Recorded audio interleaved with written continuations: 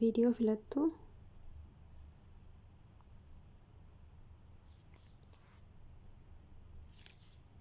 mallattoo doolaraa tuttu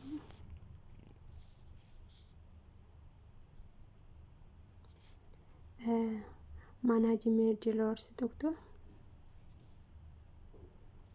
eeggasi akkanatti isinii dhufa jechuudha. Inni meeqatti dabalee jira? jaatti dabalee jira.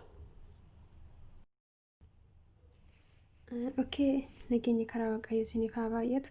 Bakka isin jirtanitti hordoftoota YouTube channel kiyya akkasuma warroonni subscribe gochuudhaan akka maatii kiyya taatan kabajaan isin gaafadha.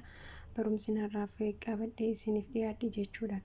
Viidiyoo tokko irraa jechuudha doolara 10,000 hojjechuun akkamitti kan jedhudha. Haala kamiidhaan kan jedhu warri beektanis akkuma beektanitti ta'e yoo warri hin beekne mooyyuu isinitti hima jechuudha. Hanga dhumaatitti na wajjin ta'a YouTube irraa akka birriin argamu ni beektu ni beekama. Garuu mooyyuu akkamitti nama kaffalaa akkamitti egaa hojjechuun keenya hin oolle maal yoo goone maaragaan nu kaffalama kan jedhuun isinitti hima jechuudha. Hanga dhumaatitti narraa na wajjin ta'a jechuudha. Viidiyoon keessan viyuu hangamii qaba yookiin daqiiqaa meeqa ol ta'uu qaba jechuudha. Daqiiqaa tokko hanga 9 yoo ta'e yuutuubiin mataa isaatiin beeksisa siif galcha jechuudha. Beeksisa tokko bichaa daqiiqaa 5 6 7 hanga 9 yoo ta'e yuutuubiin mataa isaatiin beeksisa tokko bichaa siif galcha jechuudha. Doolariin kun kan siyaasaappamu mooyyuu beeksisa sanarraa jechuudha. Okay, beeksisaan yoo iskipsii gochuu baatan akkuma namni si ilaalu saniin baay'ee tokko siif dabale jechuudha. Kanaafuu viidiyoon isin hojjettan baay'ee tokko filatamaadha. Innis viidiyoo daqiiqaa 10 olii hojjechuu qabdu jechuudha. Viidiyoo daqiiqaa 10 irratti beeksisa 10 argachuu beeksisa 10 galchuu ni dandeessu. Fakkeenyaaf jechuudha viidiyoo daqiiqaa 5 irratti osoo 1,000 doolarii argattanii daqiiqaa tokko waan qabuuf 1,000 doolarii argattanii viidiyoo daqiiqaa 10 hojjettanii yookiin isaa olii hanga 15 hojjettanii beeksisa 15tti galchuu ni dandeessu jechuudha mataa keessaniin. Kanaafuyyuu beeksisa tokko olii galchuu ni dandeessan jechuudha kan daqiiqaa 9 irratti. Kanamooyyuu tokko baay'ee 20 galchuu ni dandeessa. Garuu namni akka isin hin dhifanneef malee yoo baay'ee ta'etti beeksisni yoo baay'ate jechuudha xiqqoo nama isin hordofsanitti xiqqoo ulfaata malee yoo akkasitti galchitan jechuudha baay'ee gaariidha isiniif dabala sirriitti jechuudha. Fi namni sunis yoo waa yuutuubii kan beekanii ta'e isiniin yoo viidiyoo san iskip gochuu baatan baay'ee tokko isinii dabala jechuudha.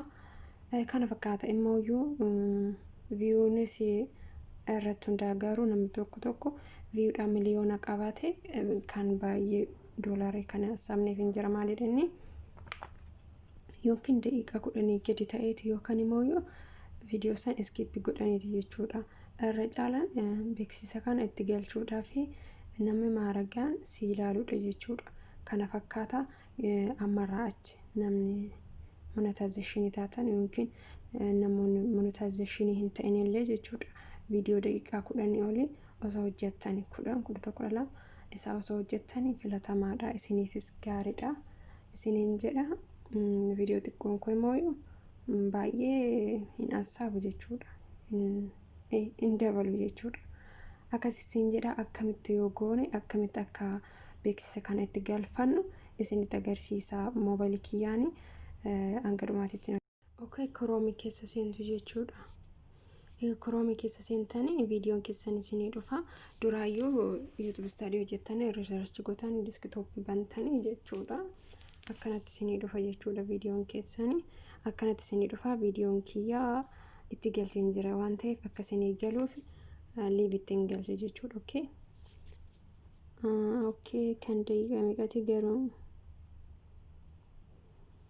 qoykeenoo kana fudhadha hin tuttu jechuudha viidiyoo sanii. Iddoo yoo gadi tuttan viidiyoo san akkanatti isinii dhufa jechuudha. Yoo akkanatti isinii dhufe bootaa kana mallattoo doolaraa kan jedhu kana tuttu jechuudha. egaa mallattoo doolara xuxxanii akkanatti isinii dhufa jechuudha. Jala kanatti ilaali manage roles kan jedhu kana isinii dhufa jechuudha. Garuu osoo daqiiqaa kana sirriitti understand godhaa. Daqiiqaa 1 hanga 9 yoo ta'e botaan kun isinii dida jechuudha. Kanaafuu kun daqiiqaa 10 ol waan ta'eef akkanatti isinii dhufa. Botaa manage roles kan jedhu kana argitanii botaa kana tuttu jechuudha.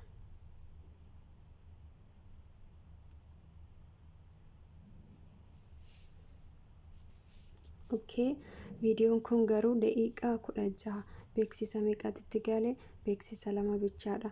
Kunoo beeksisa daqiiqaa 7 qabatee viidiyoon kun daqiiqaa 7 qabatee beeksisa tokko achi immoo 13 irratti beeksisa tokko beeksisa 2 bichaa qaba. Garuu ati 16tti galchuu ni dandeessa jechuudha. Osoo iyyuu viiyuudha baay'ee nama baay'ee nuti ilaallu baatanii yaani gimaash nuti ilaalanii beeksisa kana akkasumatti olii guddachuu ni danda'a jechuudha. Kun osoo ilaalanii oolanii baay'ee isin dabalu jechuudha. Kanaaf akkamitti aad goonaa boota kana argitanii gubbaa irratti aad break kan jedhu kana tuttu jechuudha. Delete break yoo walitti baay'istanii jiraate boota delete aad break delete kan jedhu kana gootu jechuudha. Ammamee akkamiidhaanii kinoo boota qallishuu tana jechuudha. Akkalli immoo jirtu qallishuu kanaan irra buttanii aad jettu jechuudha. Kinoo meeqa dura jettu gochuun nan danda'a. Egaa kana gootanii boota aad egaa irra buttanii kaatanii boota aad jedhu kana tuttu jechuudha. Kinoo aad ta'ee jira jechuudha. Mallattoon beeksisaa asittis dhufee jira jechuudha. Ammallee akkanumatti irra buttanii aad jettuun jechuudha. Akkuma irra buttaniin aad jettu jechuudha. Amma kinoo aadii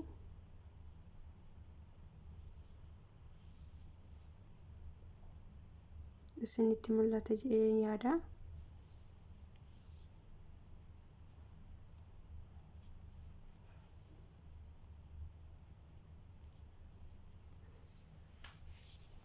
Dura meeqa qaba amma meeqa ta'a ni ilaaltu jechuudha.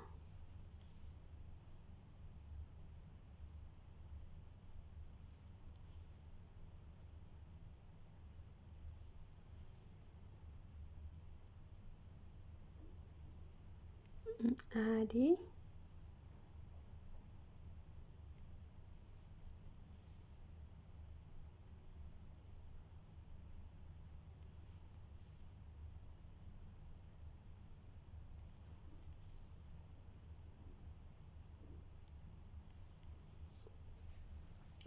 meeqan itti galchee minaan laala egaa 1 2 3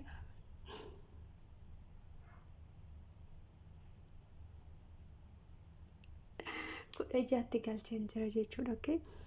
Beeksisa 16 itti galcheen jira jechuudha. Egaa itti galchitanii kaatanii eecha tuttuu yookiin akkamitti seef gootu jechuudha. Gubbaa kanaan argitanii boota continue kan jedhu kana tuttu jechuudha. Egaa continue jettanii dhuftanii boota kanatti isinii dhufa jechuudha. Kinoo boota seef jedhu kana egaa itti galchatii kaatanii seef jechuu qabdu jechuudha.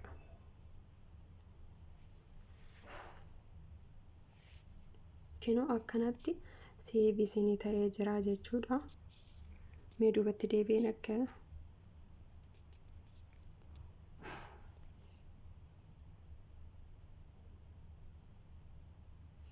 viidiyoo san ilaalaa mee itti galamu kanaan filadhe dura.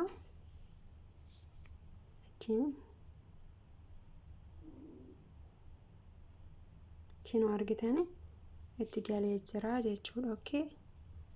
Itti galee jira yookiin seevii ta'ee jira. Keessanillee yoo sodaatanii ilaaltan kinoo dura 2 amma 16tti galcheen jira jechuudha. Isinillee akkana gootanii egaa hojjechuun keessaniin oollee bu'aa tokko yoo irraa argattan baay'ee gaariidha jechuudha. Kanaafiyyuu akkanatti viidiyoo keessan sirreeffadhaa isiniin jedha. Bakka mooyyuu hojjettan jechuudha viidiyoo keessan bakka akka namni fudhatama godhateetu view isinii dhufee taane ilaalan gochuu qabdu jechuudha. Coverii isaaniitiin illee sirreessuu qabdu. Kana fakkaataa daqiiqaa 9-10 ol yoo hojjettan kinoo akkanatti galchattu. Ammoo yoo 9 gadi yoo ta'e itti galchuu hin dandeessanii. YouTube ta'u mataa isaatiin tokko bichaatti isinii galcha jechuudha. Kanaafuu akkasitti osoo hojjettanii baay'ee isinii filatamaa ta'a.